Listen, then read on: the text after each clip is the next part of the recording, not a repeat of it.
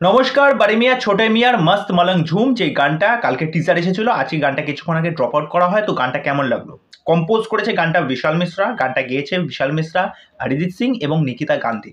সত্যি কথা বলতে এই গানটা যার জন্য শুধুমাত্র শোনা সেটা হচ্ছে অরিজিৎ সিং।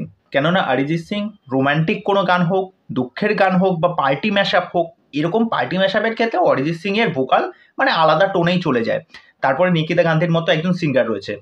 বিশাল মিশ্রার ভোকাল খুবই ভালো। সে যখন স্পেসিফিক্যালি কোনো একটা রোমান্টিক গানের ক্ষেত্রে তার যখন গলার আমরা যখন শুনতে পাই, বা ধরো দুঃখের গান যখন শুনতে পাই, সেইগুলো কিন্তু দারুণভাবে একটা বুকে গিয়ে কিন্তু অ্যাটাক করে।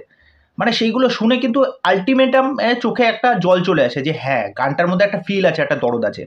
এবার যেহেতু একটা পার্টি সং এর ক্ষেত্রে বিশাল মিশ্রার গলাটা একদম ম্যাচ করছে না।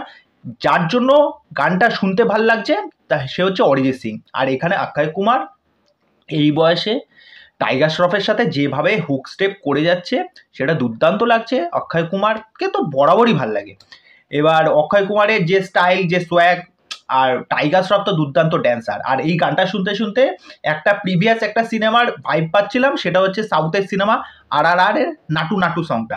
মানে ওরকম, মানে স্টেজটাকে যেরকমভাবে ক্রিয়েট করা হয়েছে, মানে অনেকটা ওরকম একটা ভাইব পাওয়া যাচ্ছিল। তা যদি কেউ বলে যে এই গানটা শুনে অ্যাকচুয়ালি কেমন লাগলো, তো গানটার মধ্যে ওই একটা লাইনের ওপরেই, গানটার মধ্যে কিন্তু আলাদা কোনো রকম কোনো চার্ম নেই বা কোনো রিদম নেই।